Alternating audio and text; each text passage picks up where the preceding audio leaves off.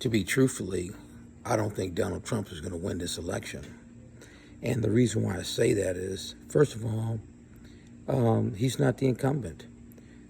He had every opportunity when he was president of the United States for those 4 years to make a difference in this country. But instead, what he did was to make this about him and, to make this just a BS show about him. And so I think that instead of trying to bring this country together as one, basically, he divided this country. And as far as, black people voting for him, I'm pretty sure that some people are going to vote for him. He talked about the Platinum Plan. Had he kept black people in mind when he first got in office, when he was signing all those executive orders, he probably would be finishing his second term right now. But it's a shit show. And I believe that Kamala Harris is most likely going to win because many of the people, or some of the people that voted for Donald Trump in 2016, pretty much, they were looking for something different than what the Democrats were offering. I think also that many of these people did not like Hillary Clinton, how she conducted herself as the first lady when Bill Clinton was president. They say that Hillary Clinton, basically, she was a tyrant and she didn't like people in uniform. So, she's got a bad reputation. And secondly, the issue of, how, the whole thing with Bill Clinton signing the 1994 crime bill, which even though Joe Biden had, he was the crafter of it, he was the one who bragged about it being Biden's law, and then he tried to distance himself from it. Basically, the thing is that, Bill Clinton is, he's responsible for it. He signed into law. He could have rejected it.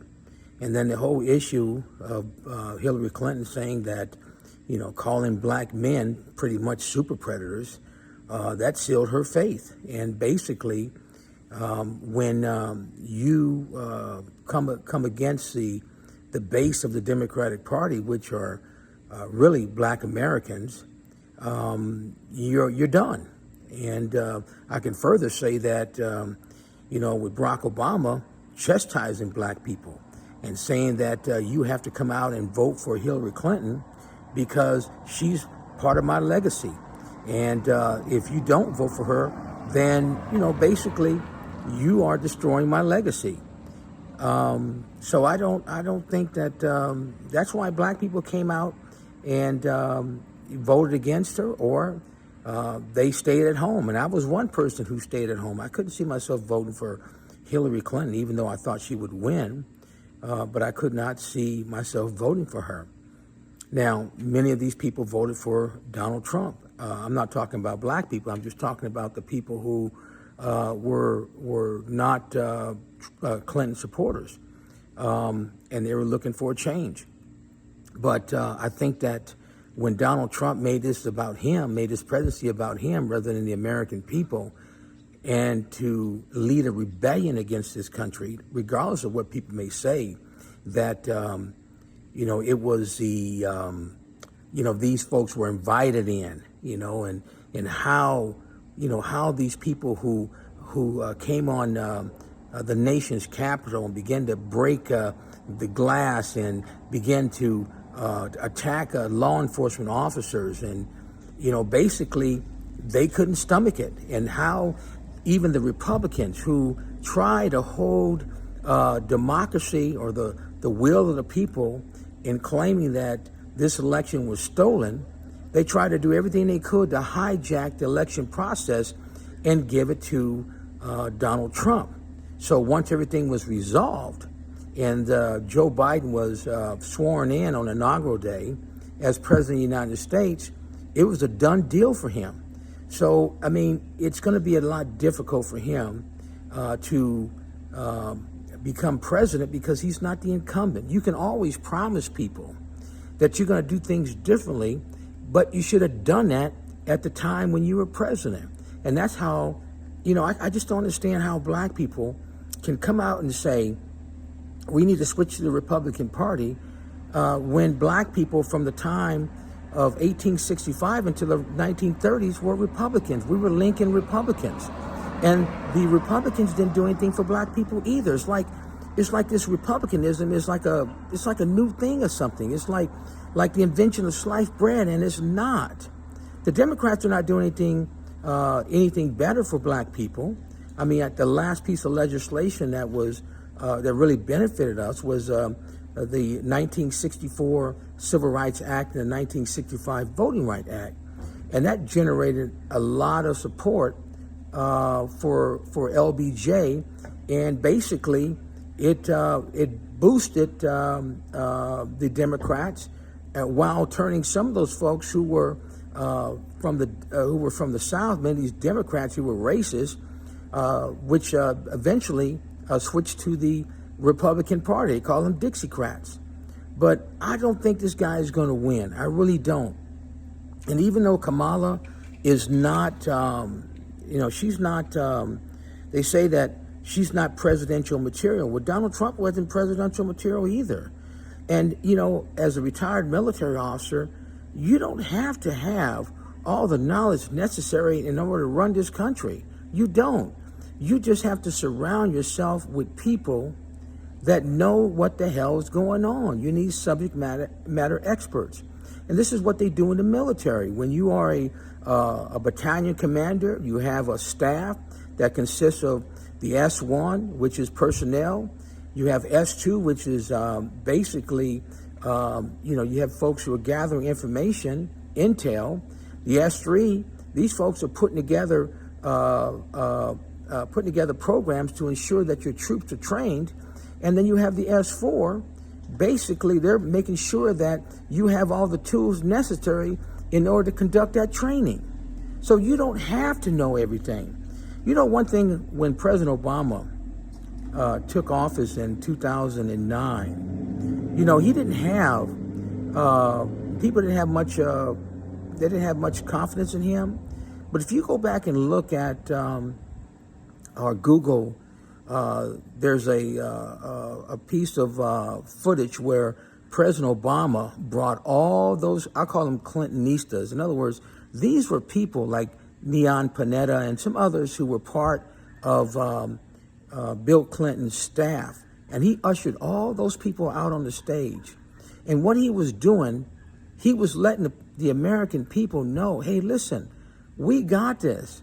We're going to turn this shipwreck that George W. Bush created, and we're going to turn it around. We're going to turn it around for the American people, and we're going to give them confidence, because many of these people that served under Bill Clinton, that President Obama was now incorporating as part of his cabinet, basically, he was giving them confidence, giving the American people confidence that everything was going to be okay. And if you really want to, you really want to say that President Obama was the catalyst by which the Dow Jones is where it's at right now, basically you can look at the Dow Jones, how it was back in October or November of 2008. The Dow Jones was around 8,000. It had dropped down from 16,000 to 8,000. In other words, it was cut in half. But by the time he left in 2017, the Dow Jones had went from 8,000 to 20,500. And I think it's over 30-something thousand right now. So really, if you think about it, all Donald Trump had to do at the time that he was when he was president, all he had to do was keep things in play. It's like when you run for office, and are you running for, maybe you're running on the school board. You want to make some changes, but if things are working because your predecessor had put things in place, and they're working, why do you want to go and change them? And you can see that neither Joe Biden has changed anything. So what you see right now with the Dow Jones is what President Obama did when he was back in office that really gave Trump a boost. But, you know, even black people today, those who say, well, I made a lot of money under Trump. Really? Did you really make a lot of money under Trump? Did your 401 come back under Trump? Or did, if you be honest, that it really came back under President Obama? But, you know, people don't want to give credit where credit is due because, you know, being a Republican is the best thing since sliced bread. And, you know, basically, you know, President Obama, he turned this country around. Now, do I think that Kamala is going to be a good president? Do I think she's going to win? Absolutely, I think she's going to win. Will I vote for her? No, I will not vote for her. And the reason being, as I said earlier, with the Democratic Party, that as a black American, we have to look at the Democratic Party as a poor credit risk. And you must come to the table with tangibles. In other words, if you're going to buy a car from me, and I'm a used car sales guy, and you're going to buy a car, you want a loan from me, then you know what you're going to have to do? You're going to have to come to the table at least 20, 30%. And I'm going to give you a 30% interest on that loan because, you know, the thing is, if this car doesn't function properly, it starts breaking down, and I know it's going to break down. And if you don't buy a warranty, you're going to try to bring that car back to me, and I'm going to be out of money. So I want my money up front. And this is how black people need to be. We need our tangibles up front before the November election. And if those tangibles are not delivered by then guess what? I can't support you. And I really want to, I mean, personally, I feel like, you know, I won't say strong-armed, but I feel like I'm under pressure because I want to see her make it. But then again, I realize, you know what? You got to stand on principle. Let me tell you another thing. You know, we think about, I know that, Kamala Harris they're working on trying to find her VP. They talked about, Senator Kelly from Arizona. I used to live in Arizona, and I lived in Arizona for 46 years. And I met Senator Kelly last December when I was traveling to Tucson, Arizona for my granddaughter's birthday. And he seemed like a nice guy. I met him at the airport. He seemed like a nice guy, but as far as black people, I don't know what his record is on black people. Also, they were talking about this admiral who was a SEAL commander, that maybe perhaps he is the possibility as a VP pick. Now, I will say that, you know, we were talking about this guy Bashir and the governor of Pennsylvania.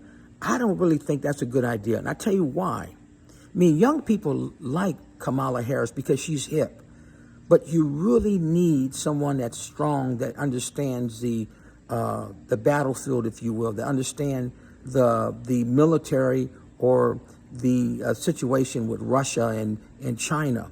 You need someone who's going to be able to deliver and give you direct answers as far as if something were to happen, how we are to deal with that. That's part of being a subject matter expert. And I think that by putting a governor on who's only been a governor for a short time, just because you want to have a white person, because you want to give assurance to white people that you're trying to get their vote, that everything is going to be okay, just like President Obama did with all those Clintonistas. You know, when he ushered all those white folks out there, and I thought to myself, I said, President Obama, why do you feel like you need to bring all these white folks out here to boast your credibility? Why don't you get people who are qualified? I mean, I could see taking some of those people because Leon Panetta, I believe he started off as the transportation secretary under President Obama, and then later on, he ended up becoming the Secretary of Defense. And this guy was pretty outstanding. But, you know, having Joe Biden as his VP, and I know that was a move to ensure or to relay or convey to white Americans that he was not going to upset the apple cart. He was not going to accept the status quo in this country. that it was going to be business as usual. Now, I'm going to give you a little story. When I was in Kuwait back in 2008, just shortly after the election, actually before the election, I worked for this colonel, and I worked for Third Army over at Camp Arifjan, Kuwait, and I worked in plans. And I was having chow with my colonel. He was a full-bird colonel. He was an 06, very smart guy, logistics. He should have been a GO. And I was just a captain. Later, I would become a major. And this contractor came in, and he sat next to us. Young kid, probably in his 30s, he's serving the military. He had a contracting job. And this guy was probably making good money, probably making about $100,000, maybe, $125,000 tax-free. And I'm not knocking the guy for what he was doing. But I will say one thing, and that is he made a comment. And that comment was that John McCain, Senator John McCain, who was also senator from the state of Arizona, who was running against Barack Obama, he said John McCain is going to hand Barack Obama his ass. That's what he said. And the colonel and I, we looked at each other and we didn't say nothing. Where's this guy coming from? Like, man, dude, we just sit here trying to have chow. We're not interested in all that other stuff, but he brought that up. But the next day, when word got out that President Obama had won the election, or at the time, candidate Obama had beat John McCain, the next day, the same contractor came down and he sat right next to us, and he made a comment. He said, but at least he's got a white man behind him. And I look at this situation, and I say to myself today, looking fast forward to 2020 and how Joe Biden has ran this country, the economy as far as inflation and, a number of other things that are going on with the war in Ukraine, and also what's going on with Israel and the Palestinians, and, how these people are being pretty much slaughtered by the Israelis. But that's not my fight. Even though I'm a Christian, I that's not my fight. But to think about it, I said to myself, and it goes back to what I said about that contractor. I said, what you say that at least he's got a white man behind him. And I say to you, how did that work out for that white man behind President Obama? President Obama was the one who turned this country around. He got this country out of a ditch, and many people are just not going to accept the fact, especially white people, that President Obama was good for this country.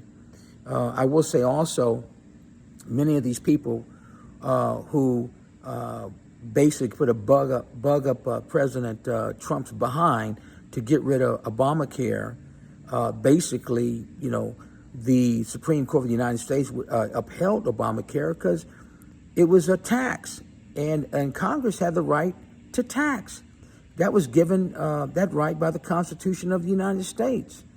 And so, you had all these folks who, they spent more time, Trump spent all this time trying to undo everything that President Obama did instead of trying to build upon these things, tweaking things just a tad bit so that, so that Americans could be better off. I know some people say, well, I don't need no insurance. I remember some woman who had cancer, and she was saying, you know what, I'm having to be forced on Obamacare because she didn't have no damn insurance. Just tell the truth and shame the devil.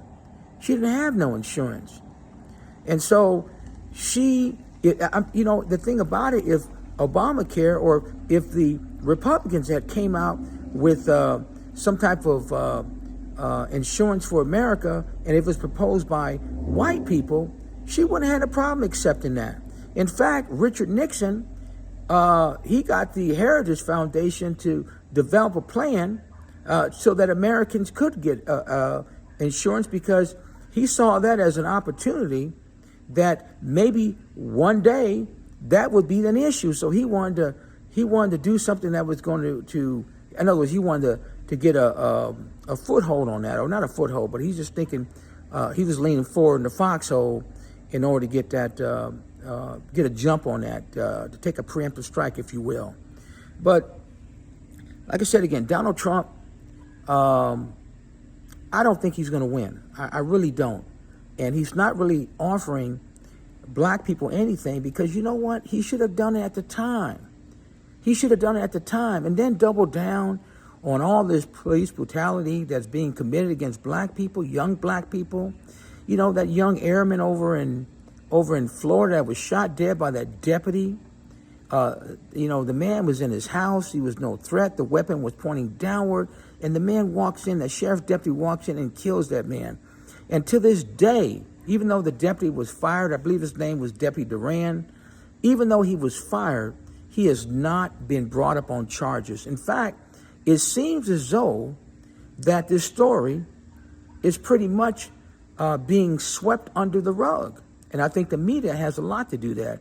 And I'm going to say the white media, because the black people, we don't have a media except the new black media you see on the internet. But for the most part, that young man, he's pretty much not even brought up in the news anymore. And then recently with this young lady over in Springfield, Illinois, Sonia, I can't think of her last name, how she was shot dead, shot in the face by that law enforcement officer, who's a Army vet, who was kicked out the Army, given a other than honorable discharge, which is a general discharge. You know, it provided that there's if the guy doesn't get any issues down the road, that it can convert into an honorable discharge. This guy should have never been a police officer, and it's a shame. And you as a president, or wannabe president, you want to say that you want to grant more immunity to law enforcement officers so that these people can go out and kill black people at will, that they become the judge, juror, and executioner? I mean, how does that work?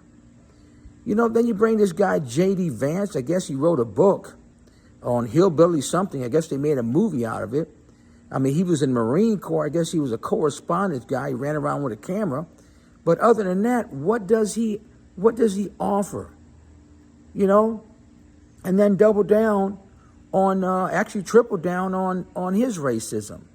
You know, the thing about it is that this country is going to have to change. And I truly believe that if this country don't change and we get back to sensibility in this country, I truly believe that we're not going to last as a country. I believe that we're opening ourselves up for foreign powers to come against this country. Just like, I think about, in the book of Jeremiah, when the Lord tells Jeremiah that he's going to bring the Babylonians against the nation Israel because of the transgressions that they have done, all these things that they have done. God had given them warnings after warning after warning. And then Jeremiah said, Lord, but, these people are far worse than what our people are. And then the Lord said to Jeremiah, yes, that's true. And then I'm going to turn around and I'm going to judge them after I judge my people. Do I believe that the United States is a Christian nation? Absolutely not. Because if America was a Christian nation, they wouldn't tolerate some of the things that are going on. In fact, many people are just joining in on it. It's just a religious racket. That's all it is. And if, people can wear a cross like, I'm thinking about the woman who's on Candace Owens and some of these other people, that blonde who works for, I want to say Fox News. I can't remember her name because I don't watch Fox News anymore. And they wear these big old crosses across their necks as if somehow that makes them holy. Basically, they're appealing to the people who watch Fox News. But the thing about it is this here. I mean, you're better off getting an image of a toilet or a commode and put it around your neck, because basically you're not exhibiting Christian beliefs. Whatever happened to love thy neighbor? Whatever happened to, to love thy neighbors and respect others? You don't see that. And these folks who call themselves Christians, they're not Christians. They're not. They're straight from the pits of hell. And I'm going to say that, even Candace Owens saying the things that she say about black people, and she's not foundational. She's from the Caribbean. Her parents are from the Caribbean. She's an anchor baby. She's trying to outdo, she's trying to outdo white people, with their racism. And it's unfortunate because she's supposed to be a Christian. And she don't say things about what's going on in the white community with all these drugs and, this meth and this heroin and all these things that are going on. She don't say anything about them. And I think God is about ready to shake this country up. I truly believe that. I believe that I believe that Kamala Harris is going to be president. I believe she's going to be president. You know why? Because the Lord takes the foolish things of this world to confound the wise. People think that, it's going to be business as usual. No, it's not. God runs this country. Just like he said, he runs this world. Just like he said to Daniel, when King Nebuchadnezzar was acting the fool and the Lord sent King Nebuchadnezzar a dream and Daniel interpreted that dream because King Nebuchadnezzar, he remembered the dream, but he was disturbed by the dream. And it shows that, old Nebuchadnezzar, there was a big tree out in his kingdom where all these birds representing people were eating from that tree. And the tree represented him. And the Lord said he commanded that the angels from heaven come down and chop that tree down, but put a band of iron around it to secure that tree, or at least a stump, because God was going to restore King Nebuchadnezzar after 7 years. But within that 7 years, King Nebuchadnezzar, he ate the grass of the field like an ox. He was a raving idiot for 7 years. And then he looked up and he said that he realized, he came to his senses and realized that the God of heaven ruled things. And that's Jesus. But people don't see that. They just say what they want to say. They talk a lot of trash, and they're not about unity. They're making money. They're destroying people's lives. They don't care who they hurt. They just run their mouth. They don't care who they hurt, like Candace Owens. She don't care. Until the chickens come home to roost, until she's in the hot seat, and then people are looking at her, and she's coming up with excuses for what's going on in her life. People need to be kinder to each other. If you say that you're a Christian and that you love the Lord and that you don't like something, then you know what? You have a right to express your opinion, but be fair about it. Otherwise, like I said again, you might as well just put a image of a toilet around your neck, because it don't mean anything. That cross don't mean nothing. That cross don't mean anything. And that's all I got to say tonight. I just wanted to say that my thoughts on Kamala Harris. I just can't go against my principle of voting for her or voting for the Democrats if they will not give Black Americans, those who are descendants of the slaves here in America, our tangibles. We were promised 40 acres and a mule, and that was rescinded. And not only are we owed reparations from this government, but also the 5 civilized tribes. They owned slaves too, and they participated in slavery, and that's probably why, I'm just going to say it. My great-grandfather he's a Choctaw Indian, and he's a registered, and he's dead now. He served in the Marine Corps. He was, he was part of the Spanish-American War, the Boxer Rebellion, the Philippine Resurrection, Philippine insurrection. And this guy, for a Native American, this dude was a badass. And later on became the chief of police of Redlands, California, and the chief of police of Watts, California. So he was pretty busy. He was a Marine, and very proud Marine. But I really do believe that Kamala is going to win, but I can't vote for her. Joe Biden's in office right now. He can sign a bunch of executive orders right now to ensure that Kamala would win. Like set aside $4 trillion for reparations and implementing a crime bill specifically for black people. And when someone tells you that they're not going to do anything that specifically benefit black people, and tell you no, you must believe that this is what she means and this is who she is. And you can run around all day and talk about you're Alpha Kappa Alpha, or that you belong to this sorority, and basically you claim to be black, but there's some issues that you are not black, and you're not from the soil. You can't just come out here and just pull the Obama 2.0 and think that you're going to be able to walk into the presidency. If you're going to get it, you're going to have to get it at the hands of white people, because we're not going to participate in electing you. If white folks want you elected, and you go to white folks and you put all these white people in control, or you're reaching out to some of Trump's voters, then you know what? Then you get them to vote for you. We don't need to vote for you. You ain't doing anything for us.